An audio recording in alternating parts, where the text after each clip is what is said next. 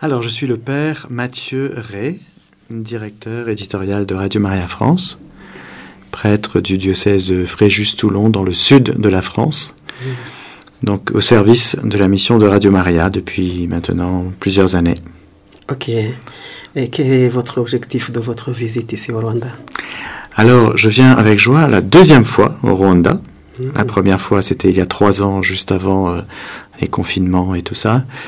Et pour la deuxième fois, donc je viens à Kigali et Kibeho pour rencontrer mes confrères, pour rencontrer les autres Radio Maria d'Afrique, car comme vous le savez, il y a un meeting, une rencontre continentale qui commence bientôt. Et donc j'aurai la joie de rencontrer plusieurs vingtaines de prêtres, de présidents, d'échanger avec eux et de prendre du temps avec eux pour non seulement parler du travail et de la mission, mais aussi pour prier pour nos auditeurs et pour cette belle réalité qu'est Radio Maria. Ok, merci.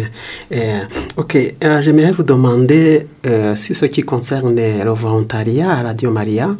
Ici, au Rwanda, nous travaillons en grande majorité au volontariat.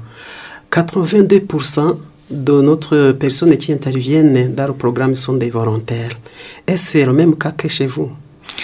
Alors chez nous, la proportion est un peu inversée pour l'instant. Il y a plus de salariés, il y a plus de volontaires que de salariés, mais les volontaires qui participent à la production des programmes, je ne parle pas des intervenants, mais je parle de tous ceux qui sont en régie, à la production, etc., pour retransmettre les messes et tout ça. Nous avons à peu près une vingtaine de bénévoles actifs. Voilà. Après, nous avons des bénévoles sur le terrain, dans différentes régions, qui aussi retransmettent les chapelets, les messes, avec les studios mobiles et tout ça. Donc, ce qui fait qu'en tout, Radio Maria France n'a que à peu près une cinquantaine de bénévoles. Ce qui n'est pas beaucoup. Alors c'est vrai qu'il y a ce qu'on appelle dans notre jargon des petites mains. Ce sont des personnes qui vont aller voir leur curé, qui vont mettre des affiches de Radio Maria au fond des églises, donc là où elles sont. Donc ça, il y a beaucoup. Il y a beaucoup de personnes qui sont motivées pour aller voir leur curé et mettre des affiches au fond des églises. Et puis demander pourquoi pas retransmettre une messe ou rencontrer les curés. Donc c'est un gros travail. Nous avons 2 promoteurs. Un promoteur pour le sud de la France, un autre pour la région de Paris. Et c'est un peu notre point faible. Nous n'avons pas assez de bénévoles. Ok.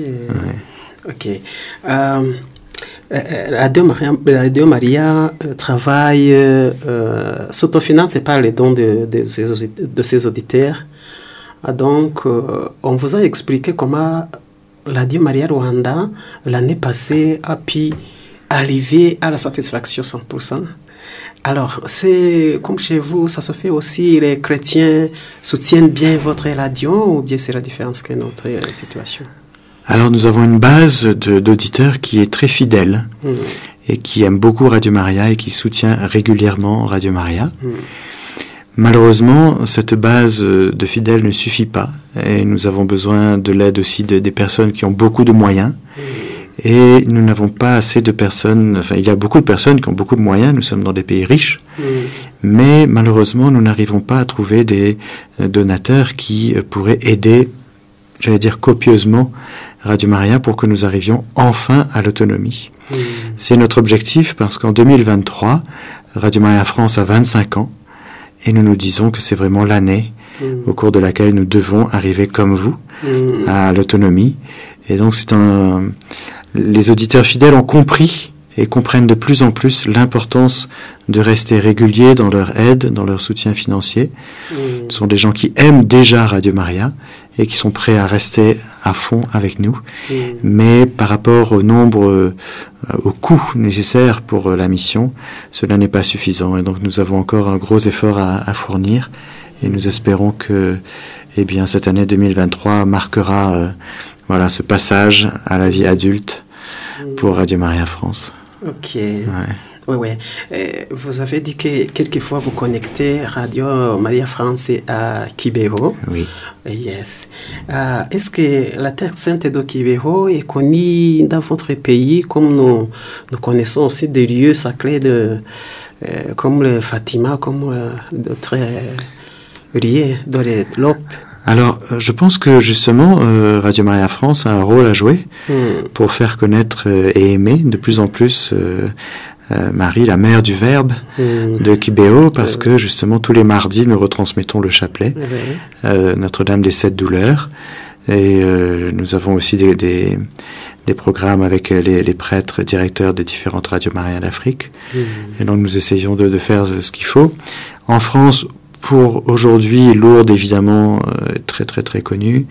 Il y a beaucoup de sanctuaires Mario en France, et en Europe, celui qui est peut-être de plus en plus connu, bien sûr, c'est Medjugorje. Mais Kibeho, grâce à Radio Maria France, eh bien, de plus en plus, avec cette particularité justement de la prière de Notre-Dame des Sept Douleurs, qui est très appréciée. Il y a un attachement profond qui est en train de se réaliser petit à petit. Ok. Ok. Tout ce que nous avons ici et cette maison que nous occupons ici, c'est par grâce des dons de notre population, des chrétiens rwandais. Aussi, vous avez vu que les bénévoles travaillent jour et nuit pour que Radio Maria Rwanda fonctionne bien. Alors, je vous demande de leur adresser un message qui va être terminé par les bénédictions. Déjà, dire aux auditeurs, auditrices de Radio Maria Rwanda, et puis tous les volontaires, qu'ils sont formidables, et que sans les auditeurs, moi je dis bravo. On m'a raconté comment ce studio est sorti de terre après des années.